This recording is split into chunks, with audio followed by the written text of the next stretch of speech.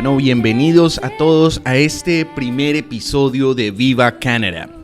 Bueno, y en el primer episodio he decidido que quisiera contar mi historia, porque yo creo que nos vamos a escuchar mucho por este medio y yo creo que la manera más clara de que ustedes entiendan por qué se hace este podcast y por qué se tiene este espacio para contar historias es que yo mismo he sido testigo de la migración a Canadá. Yo mismo he sido testigo de ir paso a paso, de empezar con un sueño y llegar a la tan anhelada residencia o ciudadanía canadiense. Bueno, y les quiero compartir mi historia el día de hoy.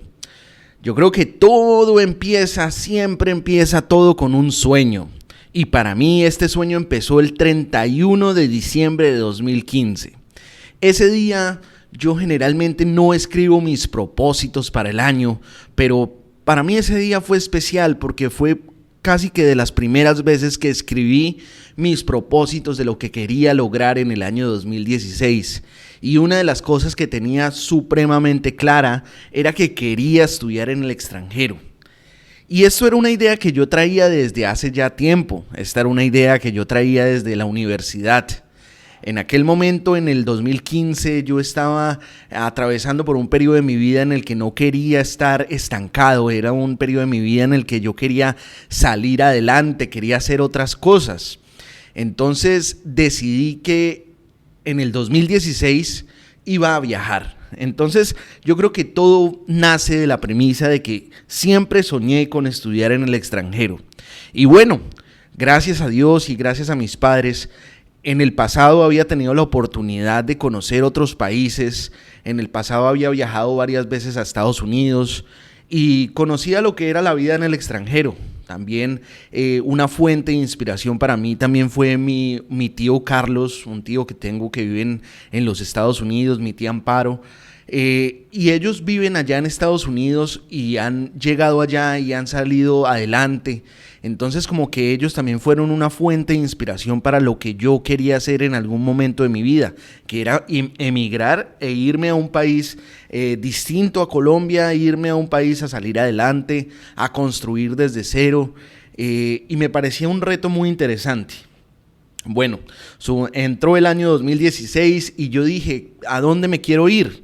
Bueno, pues no fue fácil tampoco decir me quiero ir a este país o al otro, porque pues uno tiene que tener en cuenta que una cosa es lo que uno quiere y otra cosa es lo que puede. Entonces ahí es donde viene de verdad el problema, y es que uno empieza a pensar que el peso colombiano no tiene tanto valor como digamos lo tiene el dólar o lo tiene el euro. Entonces uno empieza en vez de pensar en vez de pensar de dividir, empieza uno a pensar en multiplicar. Entonces uno empieza, el dólar americano vale tanto, el euro vale tanto, la libra esterlina vale tanto, y tal vez dentro de las primeras opciones, tengo que ser sincero, y no tenía a Canadá. Yo creo que las primeras opciones me daban que yo quería hacer una maestría en España, o también que quería hacer una maestría en el Reino Unido, que quería hacer una maestría en Francia, y pues al principio Canadá ni Estados Unidos estaban dentro de las opciones. En un momento dado, en Colombia, habían unas becas que se llaman las becas de Colfuturo. Yo creo que muchos de ustedes las deben conocer. Sin embargo, pues estas becas no son en realidad becas. No es que te vayan a dar gratis la educación, simplemente es una forma de incentivar que vayas al exterior a estudiar, pero con el compromiso de regresar. Y ese compromiso de regresar era tal vez lo que a mí no me gustaba de la beca, porque de todas formas yo dentro de mí planeaba de alguna forma quedarme y tal vez sacarle provecho a la vida en el exterior. Bueno, entonces decidí que iba a aplicar a una beca de Colfuturo, así fuera que me tocara devolverme a Colombia para pagar el préstamo, porque en realidad no es una beca, sino que es un préstamo, que eso es diferente. Entonces encontré una beca encontré una universidad en Francia. Esta universidad pues ofrecía una maestría en emprendimiento e innovación, me acuerdo. Y esta maestría lo que me parecía muy bueno era que era en inglés. Entonces yo me iría a Francia y estudiaría en inglés. Entonces el francés en aquel momento pues no era realmente mi fuerte, a pesar de que traté de hacerlo, traté de estudiar francés, pero era bien difícil. Y más bien para mí era más fácil hacerlo en inglés porque ya llevaba un pasado en el que había estudiado inglés desde niño en el Colombo, había estudiado inglés en el colegio, había estudiado inglés en la universidad. Entonces ya el inglés se me facilitaba más que empezar de nuevo en francés. Sin embargo, escogí esta opción en una universidad en Francia, cerca a los Alpes franceses, y pues quería irme para allá y apliqué a la beca de Colfuturo y tenía muchas esperanzas, sabía que lo estaba haciendo muy bien, tenía toda mi esperanza puesta en esa beca de Colfuturo para poder irme a Francia. Bueno, pues las cosas a veces no salen como uno lo planea. Y a veces el destino pues te sorprende con obstáculos y te sorprende con retos en los que tienes que salir adelante, ¿no? Y llegó marzo, la época en que iban a salir los resultados de las becas.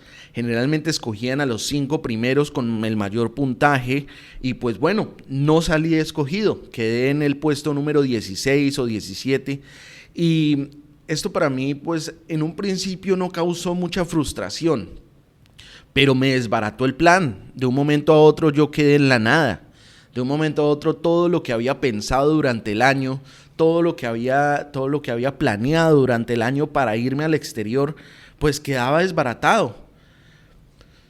Yo creo que aquí es donde uno se da cuenta que habrán obstáculos y habrán retos y habrán piedritas en el camino, pero no todo se acaba allí. Como se dice popularmente, se ha perdido una batalla, pero no la guerra.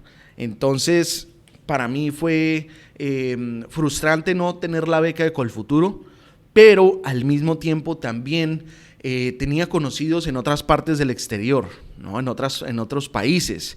Y alguien conocido en Canadá me contó sobre Canadá y más específicamente me contó sobre Vancouver.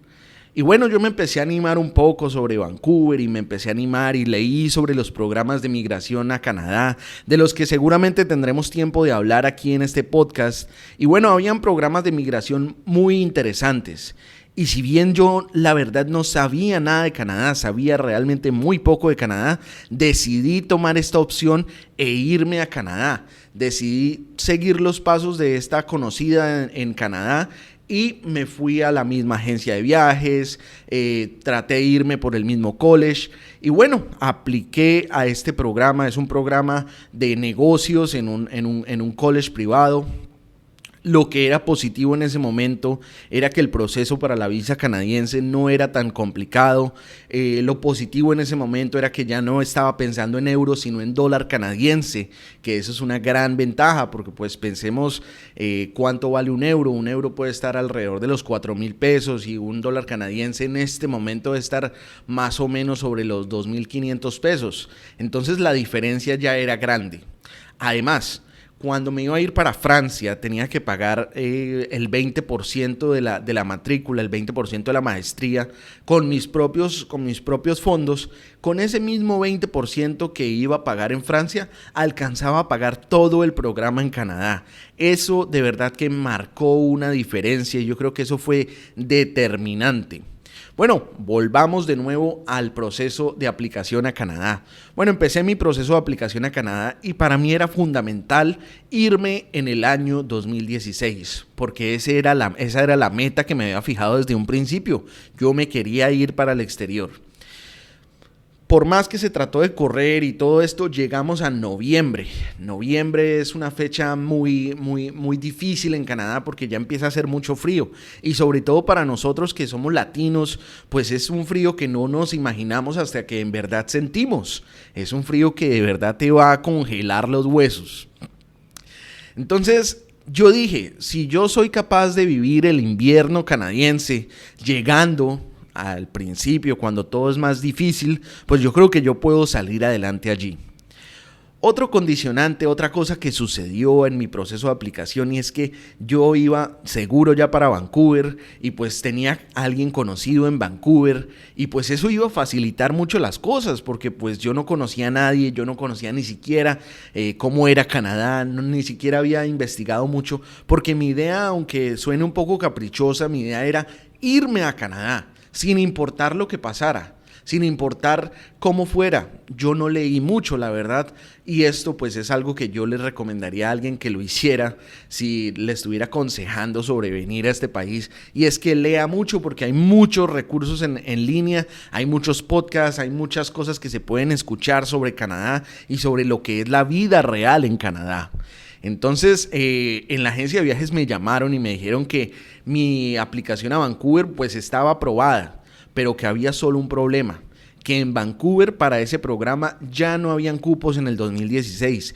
Y pues yo estaba con mi idea, caprichosa, por así decirlo, de que tenía que irme en el 2016. Y me dijeron, hay unos cupos disponibles en Toronto. Yo, la verdad, siendo sincero, no había escuchado mucho acerca de Toronto. Sabía que Toronto era en Canadá, pero más allá de eso no sabía nada.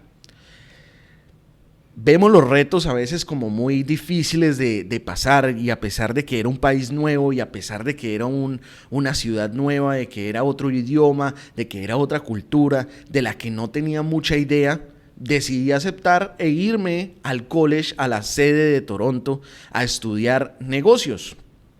Bueno, pues aquí es donde empieza de verdad la historia. Me dieron la visa salió aprobada, gracias a Dios. Hice las despedidas correspondientes con familia, con amigos, a todos los extraño mucho.